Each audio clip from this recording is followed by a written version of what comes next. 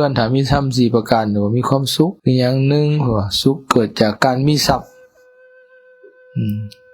มันก็ว่าเฮามีทรัพย์สินเงินคำเข้าของหรือว่าปัจจัย4อันที่จำเป็นในการดำรงชีวิตนะมีพอใส่พอกินมันก็มีความสุขคันมันขาดมันเคินน่ะมันก็มีความสุขเลยเนาะอีหยังก็ได้นะคันมีไว้แล้วมันดีว่าซะมีพออยู่พอกินหรือมีเหลือกินเหลือใส่ก็มีความสุขตามภาษาโลกเฮานะเฮือนอยู่อูนอนเข้าของเงินค่ำหยดยานพาหนะพอไปพอมาพออยู่พอกินหรือว่า ร่ำรวยก็แฮงสบายในการจ่ายที่จะใส่จ่ายยังก็ได้สุขเกิดจากการมีทรัพย์2สุขเกิดจากการจ่ายทรัพย์ใช้สอยหมายความว่าจ่ายทรัพย์ให้เป็นประโยชน์ตนประโยชน์ผู้อื่นว่าสิเลี้ยงบริหารเลี้ยงตนเองครอบครัวถ้าใช้กรรมกรสงเคราะห์ญาติพี่น้องต้อนรับแขกเสียภาษีให้รัฐบูชาเทวดาแล้วนี่เป็นต้นอุทิศหาผู้ตายให้เอาทรัพย์มาใช้ให้เกิดประโยชน์ให้ในทางที่ดีที่ชอบใส่ใจให้เกิดประโยชน์ก็มีความสุขนะบ่ใส่ใจในสิ่งที่มันบ่ดีบ่ใส่ในทางที่เป็นอบายมุขจังซี่นะใส่เฮ็ดบุญเฮ็ดทานอันนี้เป็นต้นใส่ใจคนเฮามันน่ะคันว่าตามหลักมันก็เป็นในนั้นแท้คันมีแล้วมันใส่ใจหยังมันก็สำบายแม่นบ่อยากได้หยังมันก็ได้หั่นนะโดยเฉพาะไม่ออกในแฮงคักแหละคันไปช้อปปิ้งน่ะไม่ออกม่วนขนาดมีเงินซื้อมันม่วนแม่นบ่ไม่ออกบ่ได้ออกมาง่ายได้คือไม่ออกเข้าตลาดนะแม่นบ่จนลืมว่าเงินสิเบิดพุ่นแล้วความสุขอันเกิดจากการจ่ายทรัพย์สุขได้คือเพิ่นมีเงินไปจ่ายม่วนได้แม่นบ่สิซื้อสิหาหยังมันก็ได้หั่นนะตอนไปซื้อนี่ม่วนได้ลืมได้มองลืมข้าวนะก็ความจริงก็เป็นในนั้นแท้นะก็มันมีตัวที่1ปัจจัยใช้จ่ายเวลาไปจ่ายอีหลีมันก็ม่วนคนมันมีเนาะแต่ว่าให้ใช้จ่ายให้เป็นประโยชน์นะบริหารทรัพย์ไม่เป็นให้เกิดประโยชน์ตนประโยชน์ทานประโยชน์ผู้อื่น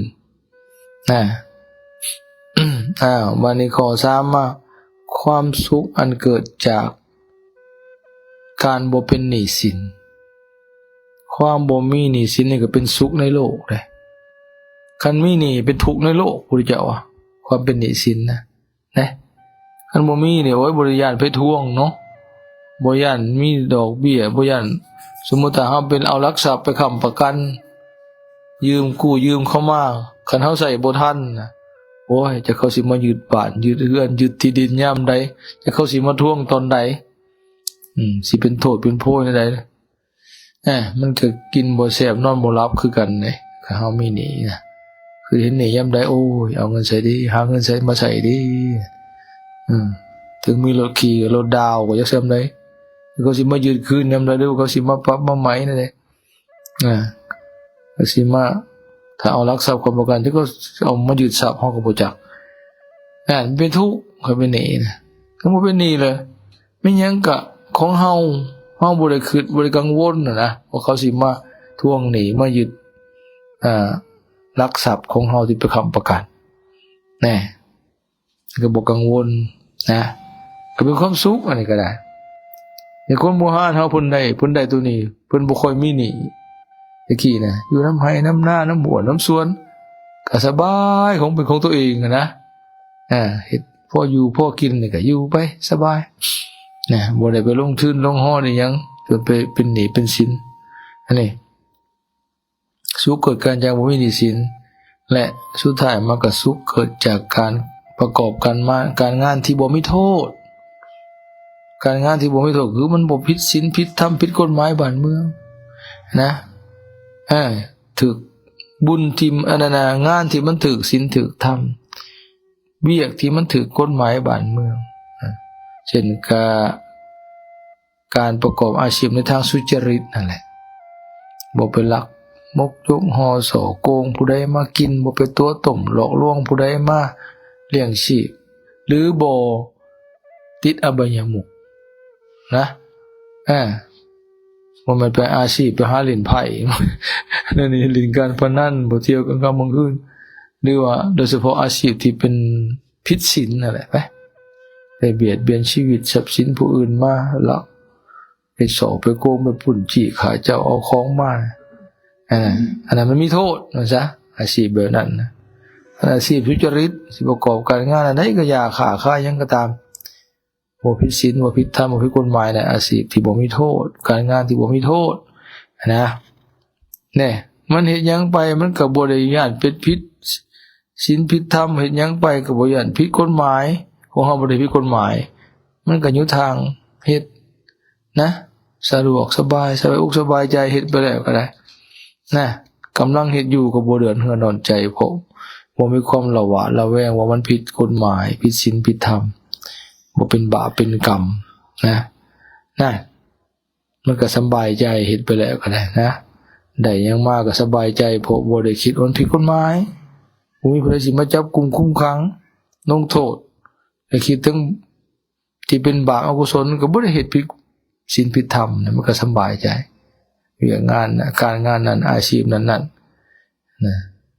ก็เป็นอาชีพที่สุจริตก็มีความสุขในการดำรงชีวิตคันเฮามีธรรม4ประการคือดังกล่าวนี่เป็นผู้ครองเรือนมีความสุขชื่อไว้นะทวนคืนหน่อยนึงความสุขอันเกิดจากการมีทรัพย์2สุขเกิดจากการจ่ายทรัพย์ใช้สอย3สุขเกิดจากการบ่เป็นหนี้สิน4สุขอันเกิดจากการประกอบการงานที่บ่มีโทษนี่ฝากไว้เท่านี้เนาะเอาไปกวดเบิ่งว่าเฮามีความสุขครบเบอร์บ่4ข้อนี่ไม่ออกหรือว่ามีข้อใดข้อหนึ่งบ่ได้นี่นะข้อใดนั่น แน่เฮ็ดได้ต่อไปเฮาสิปลดเปลื้องต่อไปเนาะถ้าปลดเปลื้องได้แล้วบ่ตั้งต้นใหม่ได้บาดนี่ถ้าใส่มันสิเป็นทุกข์ข้อนี้เข้าใจบ่เอิ้นว่าสุขบ่ครบแล้วบาดนี่ข้อที่3มีแหละเนาะแต่เฮาสิหาวิธีใดสิหลุดพ้นออกจากห่วงทุกข์ตัวนี้แล้วเฮาจะสิมีสุขอันบริบูรณ์เห็นบ่นั่นในการครองเรือนเนาะอันนี้ฝากไว้ปัญญาว่าอินะทานังบ่แม่นแหละเนาะทุกขังโลเกนะความเป็นทุกข์ความเป็นหนี้เป็นทุกข์ในโลกพุทธเจ้าโอ้จังมันแม่นนะแต่เฮามาเบิ่งบางเทื่อโอ้เฮาอย่าไปอันน่ะดูถูกคนเซาให้เซาหน้าเขาเด้บางเทื่อก็เจ้าเฮ็ดให้เฮ็ดหน้ามีข้าวเต็มเหล้าเขาเจ้าเลยสบายอยู่ไปเบิ่งนะบ่ได้แล่นเต้นหยังหลายของเขาเจ้าบ่ได้มีหนี้มีสินนะไปเบิ่งอาตมาบางเทื่อยามแลงไปเห็นเขาเจ้าซุ่มกันแม่ออกนั่งกินสมกินแซวน้ำกล่องตารางพักผ่อนนอนน้ำกล่องตารางเฮือนล้มกันคุยกันผู้เฒ่านั่งเคี่ยวหมากโอ้ยพวกนี้เขาเจ้ามีเวลาพักตัวอาตมาว่าเบิ่งกันนะนี่พวกนี้มีความสุขตัวอันเพิ่นผู้ขับรถนี่ห้วยโทรศัพท์ยกหูซ้ายหูขวาแล่นพุ่นแล่นพี่อันเพิ่นแล่นนะเพิ่นแล่นนำธุรกิจเพิ่นหลายบ่อนไปหลายบ่อนพัวพันจนสิบ่ได้อยู่โอ้มันความสุขคนละอย่างพวกนี้สุขร้อนพวกคนในเมืองนี่พวกน่ะสุขเย็นพวกน่ะมีเวลาพักแล้วให้แล้วหน้าคือบอกเนาะคงคนบ้านนอกคงหน้า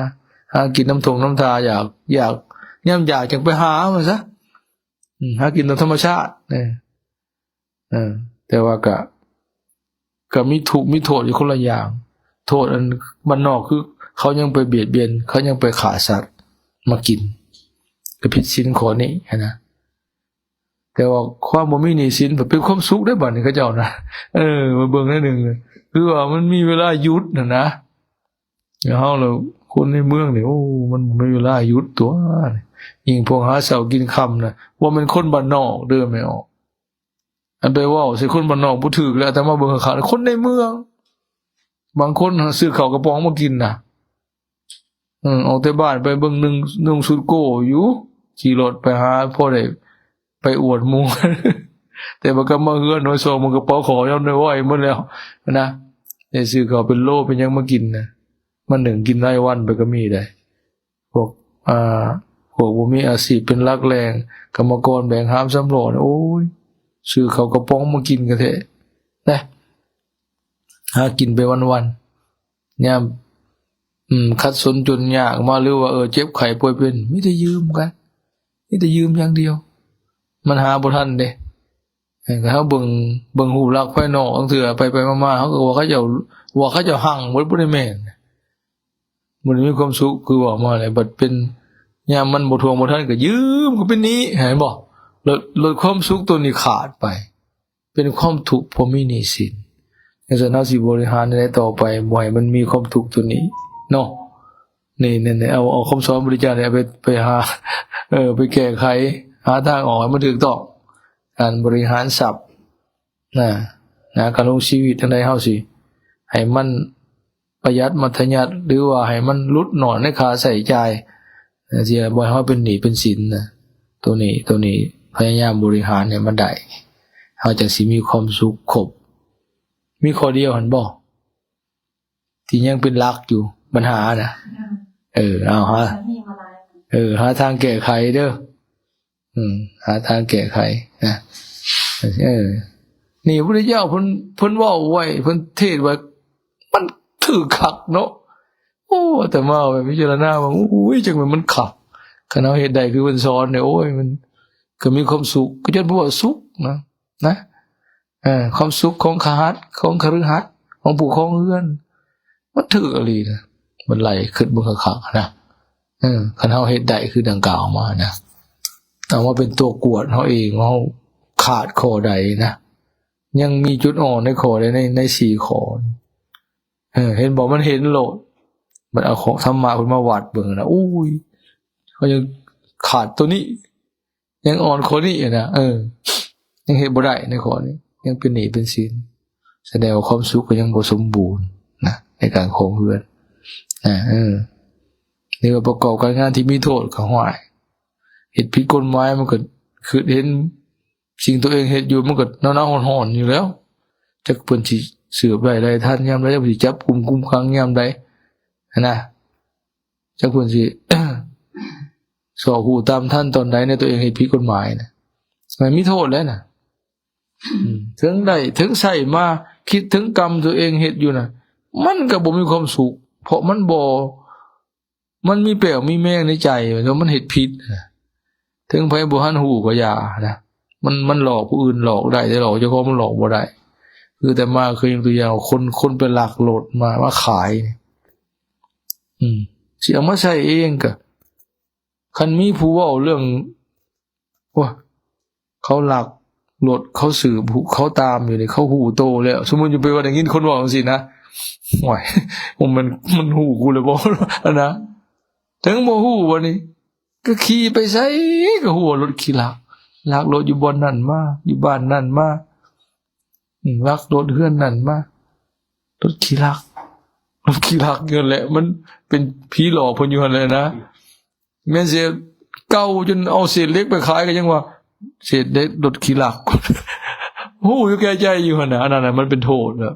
แต่กรรมแบบนั้นแหละถึงชาตินี้เพิ่นบ่จับบ่ได้บ่ทันก็มันสิพาไปอบายเกิดชาติต่อไปก็เป็นผู้บ่มัน